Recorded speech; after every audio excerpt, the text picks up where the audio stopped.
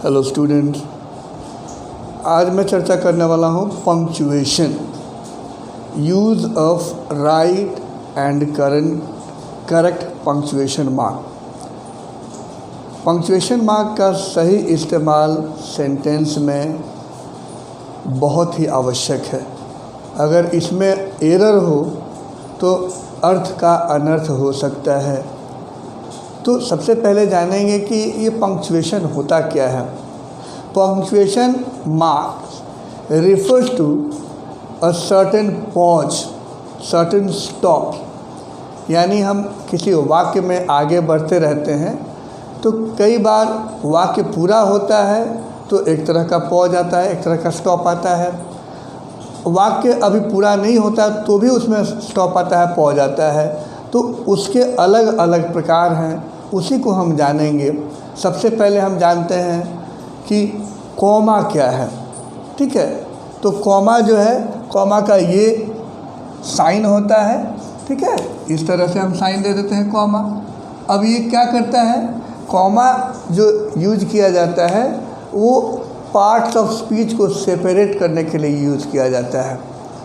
ठीक है, कोई भी नाउन, प्रोनाउन, वर्ब, एडवर्ब कुछ भी है तो अगर हम बार बार अलग अलग उसी चीज़ को दे रहे हैं तो हम कॉमा देकर लिखते हैं। ठीक है, जैसे फल के नाम दे रहे हैं तो 4 फल के नाम देंगे तो हम कॉमा से लिखेंगे क्योंकि वो नाउन है। फ्रूट्स में हम मान लीजिए फ्रूट में देना है, 4 फ्रूट का नाम देना है तो कैसे देंगे, मैंगो कॉमा, एप्पल कॉमा, बनाना कॉमा, पाइनएप्पल। इस तरह से हम कॉमा दे दे के लिखते हैं। तो वो पार्ट ऑफ स्पीच को सेपरेट करने के लिए कॉमा का इस्तेमाल किया जाता है किसी सेंटेंस में। क्लियर, एकदम कोई डाउट नहीं। दूसरा जो है हमारा है वो है सेमीकोलन। हम इसको मिटाते चलेंगे। ठीक है, कॉमा ख़त्म हो गया तो दूसरा जो हमारा है वो सेमीकोलन है। सेमीकोलन में क्या होता है, सेमीकोलन यूज किया जाता है क्लॉज को सेपरेट करने के लिए। ठीक है, इसका हम एग्जांपल दे के समझेंगे।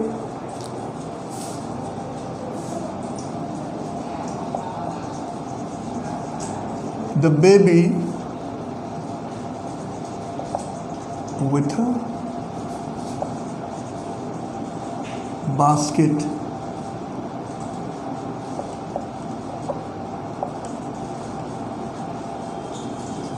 the boy with a cane। ये क्या है, सेमीकोलन है। ठीक है, ये साइन है, डॉट नीचे कॉमा। तो अलग अलग हम क्लॉज को देखिए, एक क्लॉज ये है, एक क्लॉज ये है। तो जब हम एक ही सेंटेंस में 2 क्लॉज या 3 क्लॉज या अधिक हों, वाक्य खंड हों, तो उसको सेपरेट करने के लिए हम सेमीकोलन का इस्तेमाल करते हैं। ठीक है, तो ये साइन होता है, सबका साइन और उसका नाम होता है। तो इसको आपको ध्यान से जानना होगा। अगला जो है वो है कोलोन। कोलोन में क्या होता है कि एक दूसरे के ऊपर नीचे हम 2 डॉट देते हैं, ये। ठीक है, अब ये क्या किया जाता है, किसी सेंटेंस में लॉन्गर पॉज लेने के लिए इस्तेमाल किया जाता है। हम सेंटेंस को जारी रखे हुए हैं, सेंटेंस ख़त्म नहीं हुआ, लेकिन अगर हम दूसरा स्टेटमेंट उसमें ऐड कर रहे हैं तो एक लॉन्ग पॉज आता है।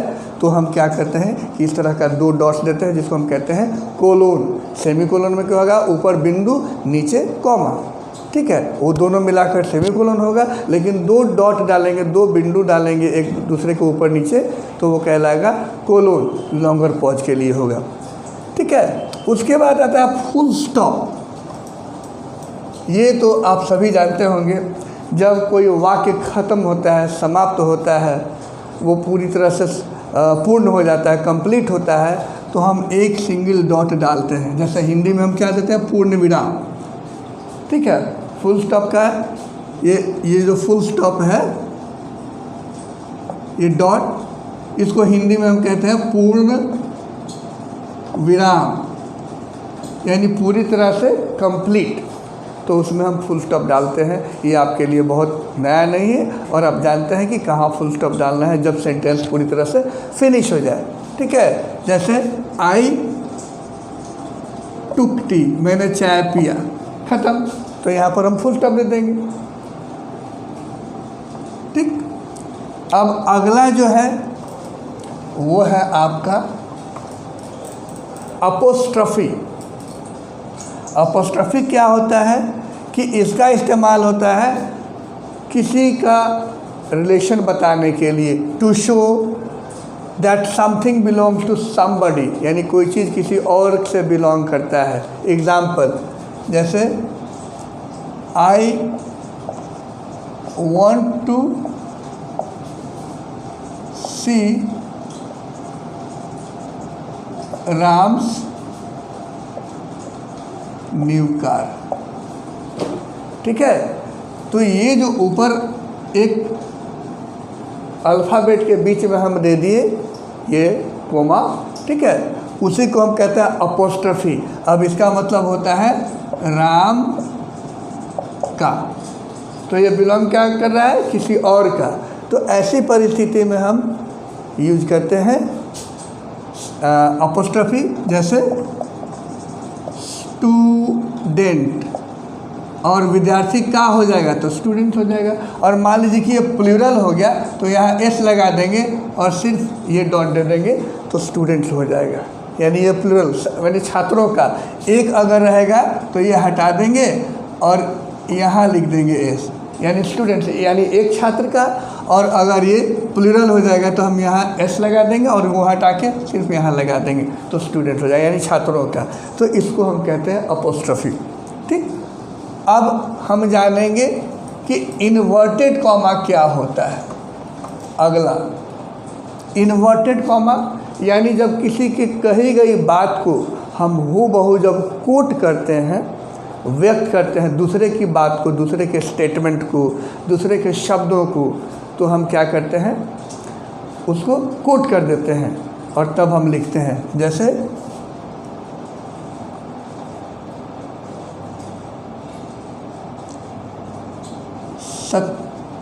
हम हिंदी में लिख देते हैं सत्यमेव जयते, अंग्रेजी में इसको कहते हैं ट्रुथ प्रिवेल्स, यानी सत्य की जीत होती है, सच की जीत होती है, हमेशा हमेशा जीतता है। तो अब ये जो बात है ये किसी और ने कही है, ठीक है, किसी महापुरुष ने इसको कोट किया है। अब जब हम उनकी बातों को खुद दोहराते हैं अपनी भाषा में, ठीक है, हूबहू कर देते हैं, तो उसको हम कोट करके बोलते हैं। इसको कहते हैं इन्वर्टेड कॉमा। जैसे आप नरेशन पढ़ते हैं, डायरेक्ट इनडायरेक्ट पढ़ते हैं, तो एक स्पीकर्स क्लॉज होता है, ठीक है, और स्पीकर जो बोलता है उसकी कही गई बात को हम क्या करते हैं, कोट कर देते हैं इनडायरेक्ट में। इनडायरेक्ट में हम बनाते हैं तो उसको हटा देते हैं, तो इसको हम कहते हैं इन्वर्टेड कॉमा।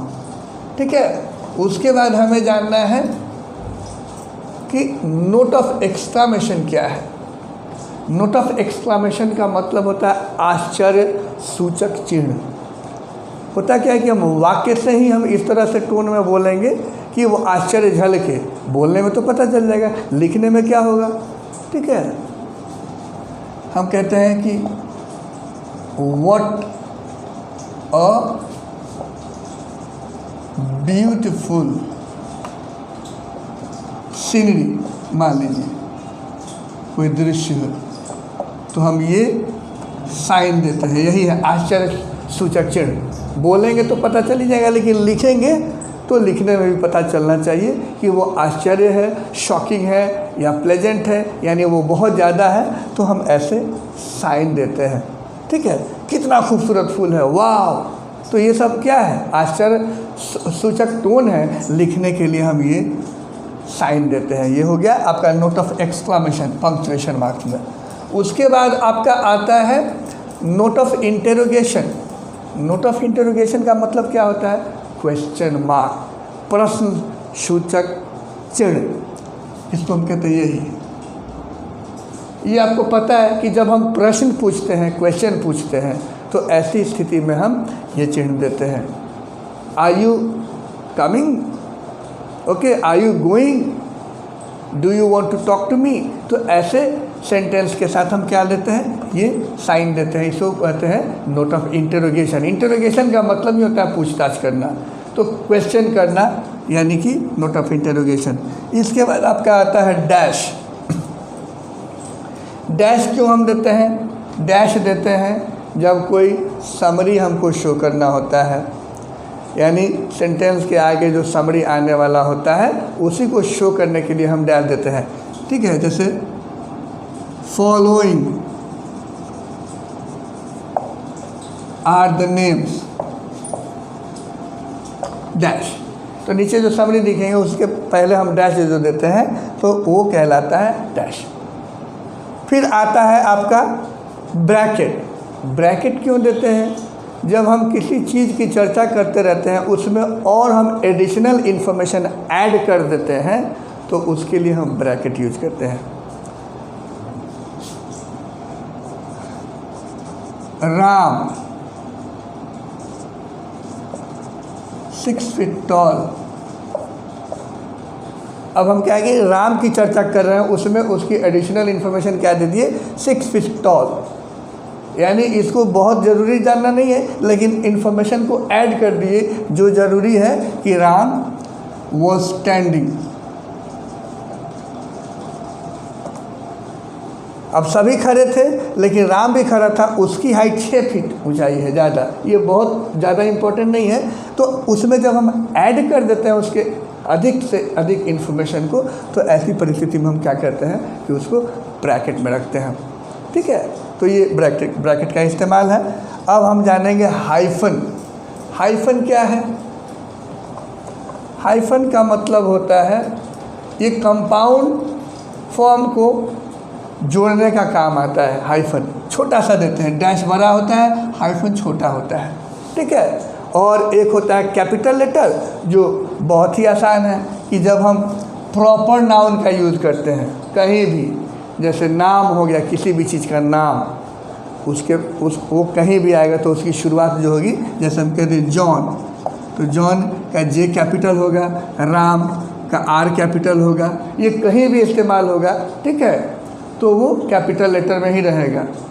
ठीक है, अब मान लीजिए कि हम सेंटेंस की शुरुआत कर रहे हैं तो शुरुआत में हमेशा कैपिटल लेटर आएगा, इसी को कहते हैं कैपिटल लेटर।